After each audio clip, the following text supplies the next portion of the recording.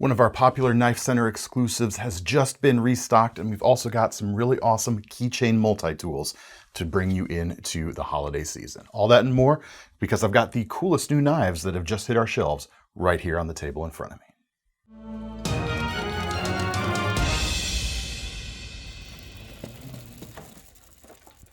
Hey everyone, David C. Anderson here, coming at you from the KnifeCenter, and the first bit of news is one near and dear to me, my folding knife design from CJRB, the Maximal, in our KnifeCenter exclusive version right here, has just been restocked right ahead of the holiday season, so it's a good time to get one. The idea behind the Maximal, it's a design that I wanted to exist that I could literally recommend to just about anyone without having to ask follow-up questions. Someone says, hey, I need a knife, I just say, hey, go get this. It's something that had to be small enough to take just about everywhere, but designed in such a way it could still do bigger stuff when you need to. We got a 3-inch drop point blade, wide handle here at the back, which means it can cut big when you have to because there's plenty to grip, and yet it's not a huge knife and it's not huge in your pocket. We've got a crossbar lock, so it's ambidextrous. Anyone can use it. Reversible deep carry pocket clip, keeping things going that way. And overall the design, there's just enough finger guard there where it can be a little bit more aggressive when using the tip, but it just lends itself to just about any task in my opinion. $50 is the starting price for the standard model, this KnifeCenter exclusive. For an extra $20, there's two very notable upgrades. One is the carbon fiber for the handle. Makes it a tiny bit lighter, but it just feels and looks really good. The texture especially just offers up a really nice experience when you hold it. And the drop point blade here is in SF2 steel, which is a spray form steel upgraded from the RPM 9 spray form steel of the standard version. Similar-ish to something like 154 CM, but the spray form matrix, or the spray form way they make it up, makes it a little tougher than 154 CM. It's really cool stuff. So this is the knife for just about anyone who wants something a little bit fancier than the standard model. Nice thin blade, slices really well for everyday carry, but it's very durable. Again, thanks partly to that tough steel. The action with the ceramic ball bearings on the crossbar lock is really snappy, almost like a good detent. Anyway, I won't spend too much more time on it. Folks have been asking about this since our initial batch went out of stock several months ago. I'm happy to announce that you can get your hands on one right now. All right, next up, and again, this is another set of items that, as we're starting out the holiday season, is something really nice to keep in mind, not just for like the knife person on your list, but if you are a knife person, you could buy these for like all your non-knife people friends. They're really good. Let me start with NexTool, a subsidiary of NexTorch, the flashlight brand, has been really knocking it out of the park, especially with their Mini Sailor series. This is the newest version, the S11 Pro, which is the most knife guy version out there because the materials get a little bit of an upgrade. Of course, it's centered around the spring-loaded pliers right here. You've got needle nose, combination, and the wire cutters right there, and they meet up really nicely. It's not like super high-end fit and finish here, but it is more than capably ground and put together. No complaints really right there. And as far as the tool set, this is the tool set that I've been waiting for across all of the Mini Sailor versions. I really like what they've got on this. Let's start with the blade. Nope, that's not the blade. That is the file. Let's start with the file, why don't we? It's double-sided. You have cross-cut on one side and diamond on the other, which is a rarity on inexpensive keychain multi-tools like that. So that's a nice thing. And you have the edge cutting file as well on that. The cross-cut is okay. It's pretty decent. I wouldn't say it's great, but the diamond there is especially a nice addition. And then you've got the praying/flathead capability of that. The main blade gets an upgrade from the other versions, but don't expect anything earth-shattering. This is 8CR series stainless. Capable stuff in the budget price range, but the other stuff is lesser. So, that's a nice thing here. Other side, we got a pair of skizzers. and these work very well. They snip through paracord quite nicely, any other small stuff, and then 2 more tools, scratch that, 3 more tools. We have a small 2-dimensional Phillips and a small cap lifter / flathead, and the third, we've even got a little sim tool ejector right there. Folks are probably using it these days less for actual SIM card changing, but you got a nice little metal probe right there for probing things. If you're careful, you can clean out your charging cord. Good point. Thomas as well. Ask me how many times I've done that. How many times have you done that? Too many. Enough. The next one, and depending on who, if you're buying these as gifts, depending on who you're buying for, this might be the one to go with. This is the Mini Sailors Light version, coming in at just under $20. The S11 Pro's $30, I forgot to mention that. This is a bladeless multi-tool for your keychain, which, depending again on who you're buying it for, or if you are wanting to use it for travel scenarios, this could be a good option. You still have basically the same set of spring-loaded pliers right there. Then on the outside, it's a little bit slimmer. I should mention both of these have these little glow-in-the-dark spacers around the pivots, which is really nice.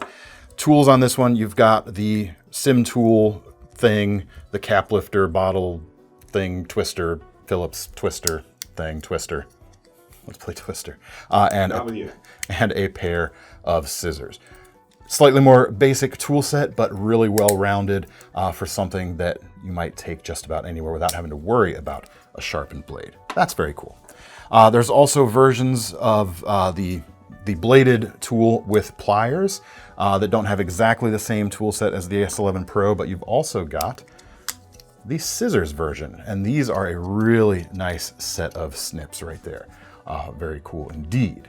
Less than $21 right here. Outside tools, you've got a blade, 5CR series stainless. You've got a file, no diamond here. You've got crosscut and single-sided, and the edge file too. And on the other side, you've got the twisties, the twisters that we already talked about. I won't go into those again. You got that same layer, and you got a mini pliers right here, which, yeah, it's more like a tweezer plier, but nice little grippy bits if you want it. There we go. And last but not least, their mini Flagship series. If you can't decide whether you want the big scissors or the pliers, or not the little pliers, but like, you know what I mean. The mini Flagship, why not both? These are about $27. You've got the spring-loaded pliers, and you've got the big scissors there on the outside, and a bunch of different colors can be had too. This is the red, there's green, and other stuff too. Really nice snips. Let's fold that back up and look at the other tools that this brings to the table. You've got the 5CR sheep's foot blade. These are all under 2 inches if you're wondering about blade length. You've got a combination tool giving you a can opener at the top and bottle opener at the not top part, the bottom. You've got a 2D Phillips right here. That's a little bit on the longer side. I actually carried one of these for a little while, testing them out months ago. This will fit the Leatherman bit adapter. If you want to add extra bits to your daily loadout without the bulk, you can slip that on there and actually use those, which is pretty cool.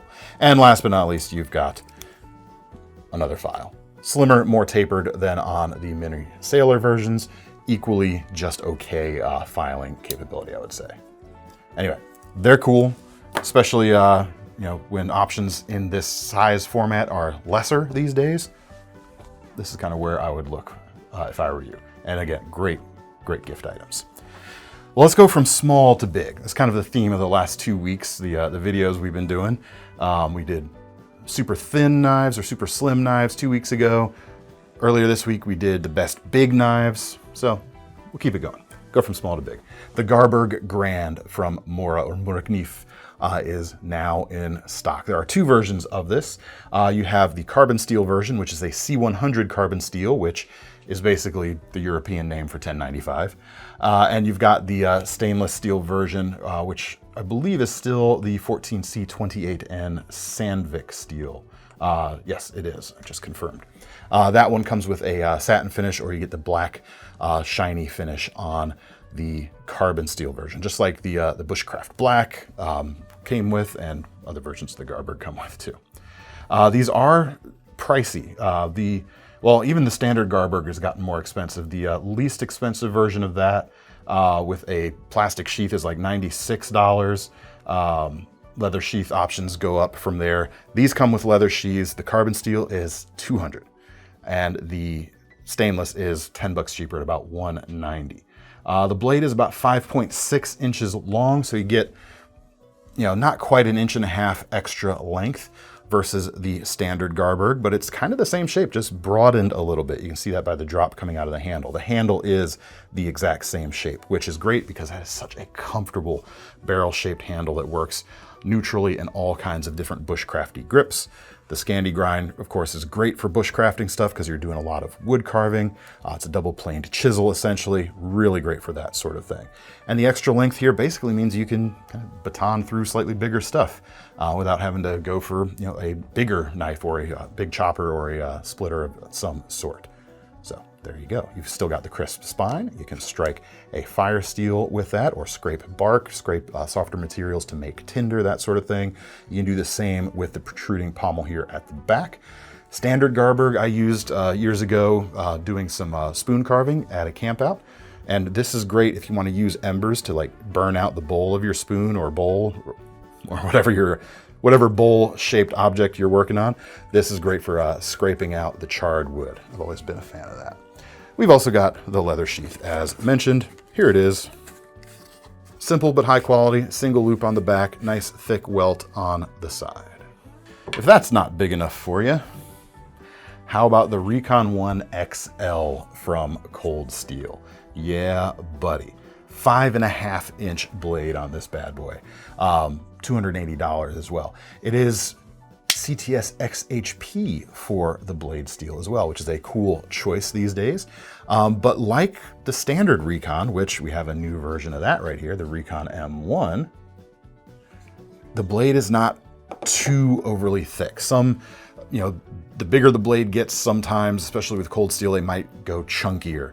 This maintains a good, efficient slicing geometry throughout the whole thing. This would make it great for larger butchering type tasks if you're using it for that sort of thing.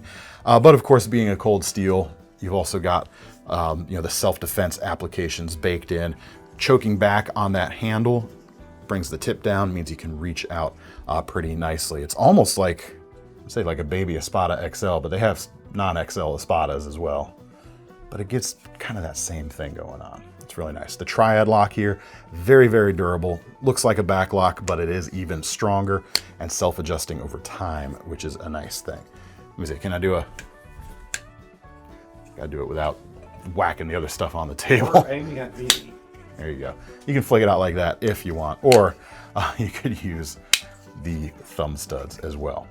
I used the term novelty-sized large fixed blade or large folders in the video earlier this week. Some people took exception to that. Don't take it to mean any manner of disrespect, but this is kind of novelty large. Like, this is too big for most people's pockets. If it's good enough for your pocket, more power to you. I'm not trying to take anything away from you. And in fact, when I say more power to you, I really mean it, like admirable. But for most folks, maybe the standard Recon would be better sized while still being a big knife. This is the Recon M1. It has a Magna Cut blade and it is 4 inches long and it's about $260. So $20 cheaper than the XL and arguably a more desirable steel as well. G10 for the handles, just the same. You've got the triad lock, you've got the single position pocket clip, but 2 pocket clips are included, so you can swap it to either side. Same with the XL right there. This only feels small because I just held the XL. This is still a full big knife right here. You can choke up on it, get real fine control over that blade, choke back for a little more reach. You don't get a third choke back position like you would with the XL, but hey, awesome knife right here. Got a couple knives from SOG here that kind of have similar attitude to like the big aggressive cold steel thing, which, SOG and Cold Steel are owned by the same company these days. This is the Hidaka XR and the Hidaka FX, a series of 3V bladed knives right here. The blade on here is a compound ground, can we call it a tanto? Sure. I suppose. Yeah, we'll call it a tanto. 3.5 inches long, 3V steel, of course, bringing a great deal of toughness to the table. It isn't a stainless steel, however, so keep that in mind. We've got a hollow ground back section and flat ground at the tip. So that section at the back, especially on draw cuts like this or finer cutting, is going to be really nice, but you've got the strength for more aggressive use at the tip. Green micarta for the handles, comes nicely finished. It feels ready to go. I like the kind of channel in the middle right here. It gives your fingertips a really nice place to land when you're gripping the knife thusly. Reversible deep carry pocket clip, looping around the back, so it is truly quite deep carry. And you've got SOG's XR lock, which is a crossbar lock, but it is a crossbar lock with a flipper tab that actually feels really nice. Most flippering crossbar locks feel kind of soft because you don't have that same kind of detent-like action that a good frame or liner lock can bring you. So SOG is indeed working a little bit of a trick right there. It's not as nice as a good crisp detent, but it is pretty darn nice. Nice finger guard is provided by that flipper tab as well, of course, when you're in that open position. And plenty of jimping for different grippy spots. The fixed blade is about $310 with about just under a 5-inch blade. Similar stuff going on. More robust at the tip, finer behind the edge at the hollow ground section at the back. Thickness here looks like about 3/16 of an inch thick. So this is got the chunk to really take advantage of the toughness of 3V steel. The handle feels really nice. Is that actually the same? It's almost exactly the same as the folder. It's got the same lines. It's just extended a little bit further. That's a pretty nice trick right there. Feels good. You've got 2 positions for a lanyard, both here at the front and at the base here. Also gives you a little bit of protruding tang at the back that you could use for scraping. It's not super crisp, but you've got enough of some kind of crenellations there. You might be able to scrape a fire steel. Not that this is necessarily what I would reach for an outdoors knife, but maybe in a survival pinch, if you got this on you, it certainly would treat you pretty well, I would say. Yeah. Really cool. Sheath. It is Kydex. It comes with this 2-row style or a 3-row style attachment using the same hole pattern as the Blade Tech Lock. Snaps into place, and you can even lock it down so it can't possibly come open unless it came unlocked. Then you could open it. But yeah, that combined with the hole pattern to accommodate this means a lot of aftermarket stuff will work if you want something different. Next up, released earlier this week, an automatic version of the Xolotl from CRKT and designer Michael Rodriguez. This is a cool knife. It always has been a cool knife. Previously available in flipper format, now available in switchblade format, which is very, very fun. Which also means it's US made as well. $325. It doesn't say here actually who made this for them. But Hogue, because CRKT doesn't own their own manufacturing, but Hogue has made OTFs and autos for CRKT in the past. So I would assume that's the case here, but keeping in mind that is technically just an assumption. Call that Hogue and a bet. Nice. The action certainly feels very, very nice. And the claim to fame here, the thing that sets this apart, in my opinion, is how thin the handle here is. Again, kind of leaning on the theme from the last 2 weeks we've been talking about. It's aluminum and it is nice and flat. Does not take up too much width. So that feels just, it seems really nice here in the hand. I like that a lot. The blade itself is Magna Cut, 3.5 inches and double-edged, which means you've got close to 7 inches of edge to wear out, which is really, really nice. Deep carry pocket clip, which is reversible, makes this a great lefty or righty knife. Plenty of length there for my hands, and as you can see from the closed position, even if you don't have the blade deployed, you could basically use this as a self-defense kubaton like that. You've got the force concentrator point at the back and at the front. And then when you need to get really nasty, do I need to say it? No, I don't think so. Stun them and stick them? Too nasty. Responsibly. Safely. We are not lawyers. Don't do anything illegal. Three Rivers is our next knife. We're going to go, this is a lesson in contrast here. We went from big to, or small to big earlier. This contrastual jump, sure. We're going from dark to colorful. We're entering the colorful story arc of the episode today. New version of their Neutron 2 frame locking knife with, what is the technical color here? 80s camo carbon. It definitely has that vibe. Anyone who has lived anywhere proximal to the 1980s will immediately go like, yeah, that is absolutely the right name for that carbon fiber right there. This whole knife, nice and thin. Titanium frame lock here on the back as opposed to the liner locking versions. You got a cool kind of radial milled texture baked right into it. You can kind of feel it, but it's not aggressive at all. It's really subtle. It's mostly a visual flair thing there.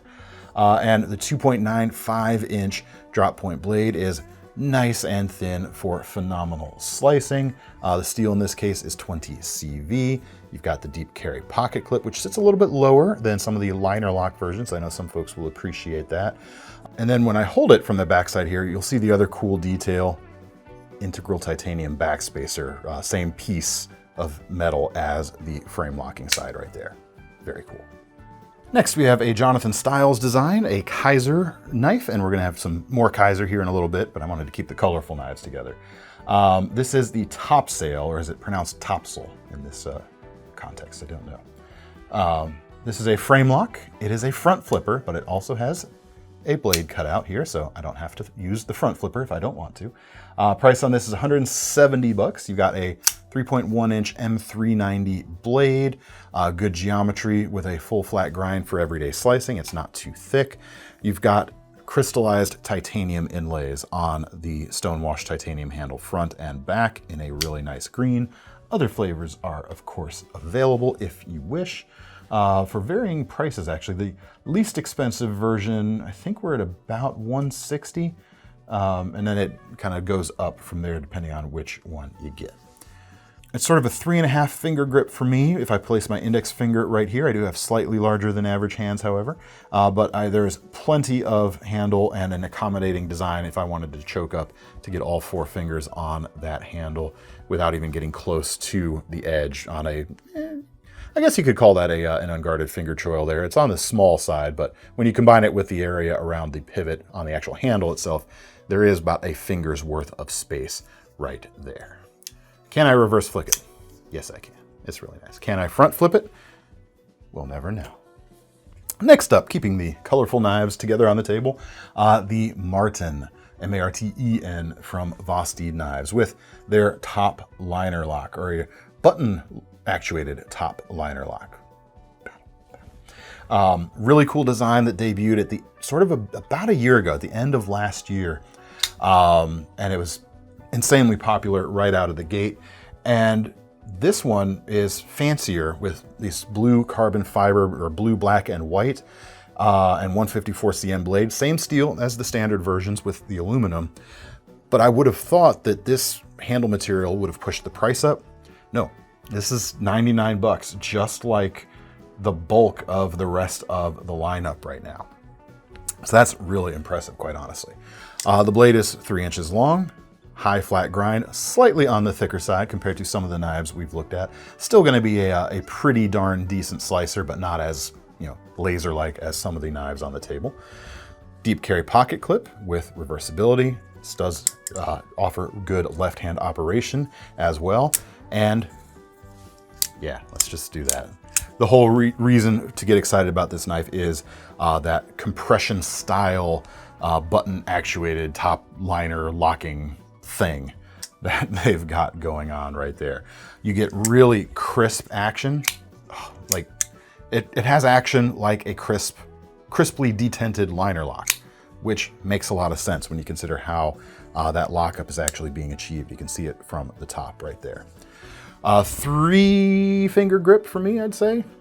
almost 3.5. But again, enough space and consideration in the design where I can get all 4 of those fingers on there without getting into the edge area.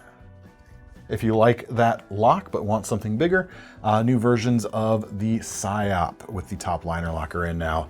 Several color variations. I went for the Halloweeniest one, considering this is the week after Halloween. Maybe I should have. We had these leftover candy. We had these last week. Maybe I should have endeavored to put these in the video last week. Yeah, I guess. $249. Yes, I heard your joke, John Thomas. I just didn't know what to do with it at this point. So, 3.32 inch blade, L-Max steel, good high performance stainless, of course.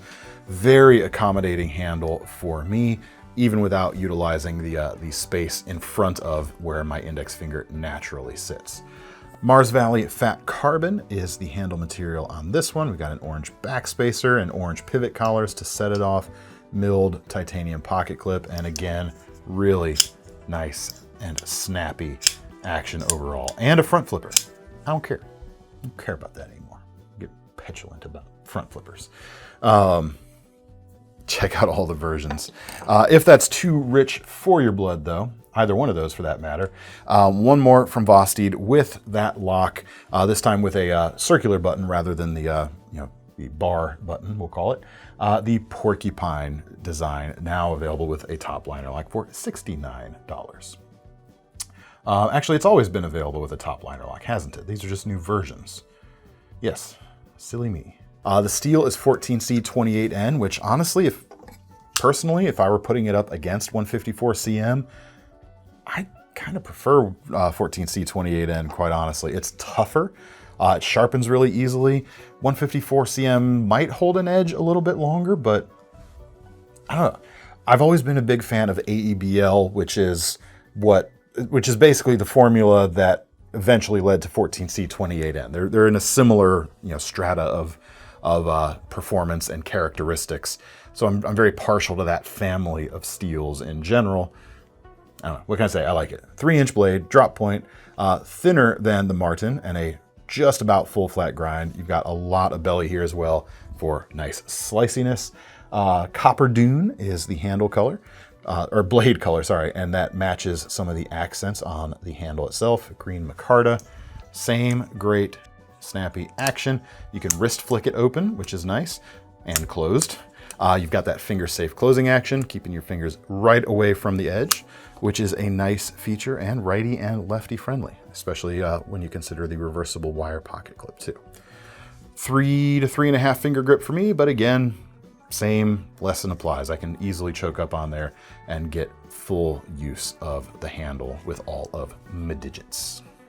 Now, if you like that style of lock, but don't like a Vosteed, how about a Kizer? We have 2 versions, or multiple versions on the site, but 2 different approaches to the Task 1, an Ulrich Hidaka design. Originally, in Kizer's lineup, this was a much more expensive frame locking knife with more premium steels. Now they're bringing it down into their budget spectrum. It's a bit more expensive than the Porcupine though, $69.95 right now. Less than $1 difference.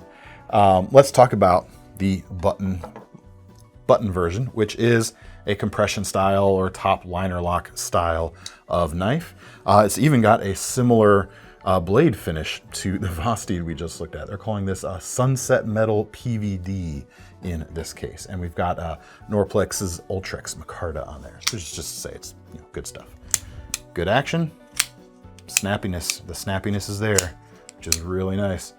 Blade is a little bit larger than the Porcupine. We're 3.2 inches, although the difference in actual sharpened edge is, let's see, about 2.2 inches of difference actually, judging by my micrometers anyway.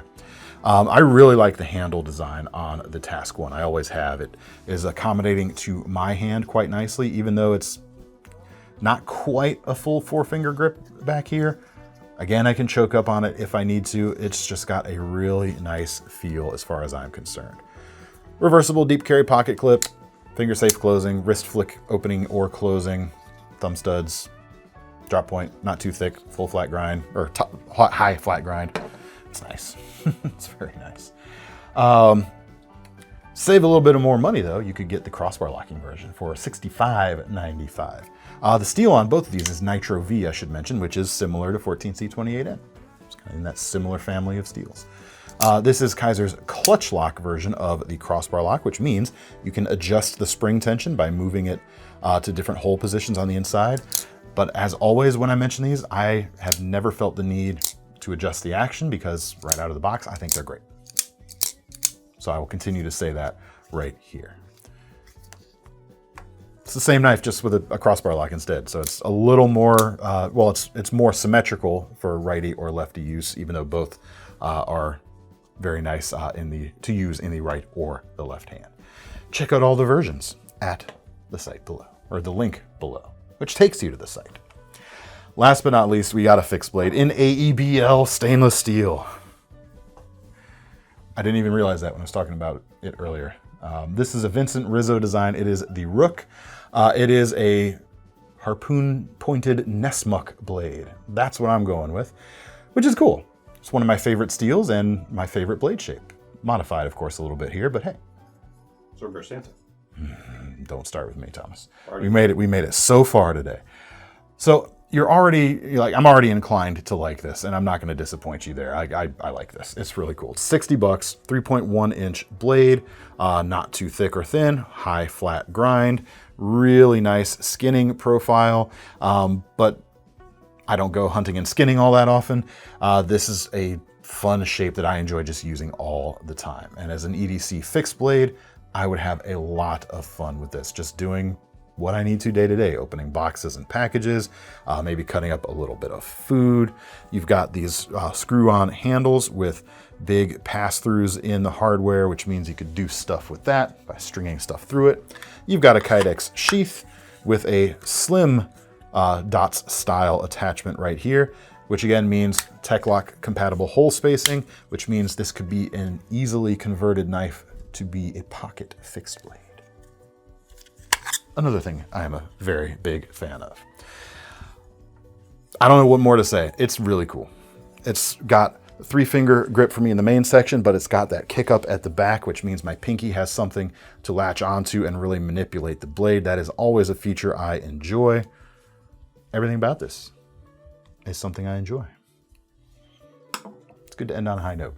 But anyway, let me know what you thought of the knives down in the comments section, and to get your hands on any of them for yourself, check out the links in the description, which will take you to KnifeCenter.com. And while you're there, don't forget about our long-running Knife Rewards programs or our options at checkout to break things up into 4 payments to make things a little more manageable. I'm David C. Anderson from the Knife Center. That's Thomas behind the camera. We're signing off for now. See you next time.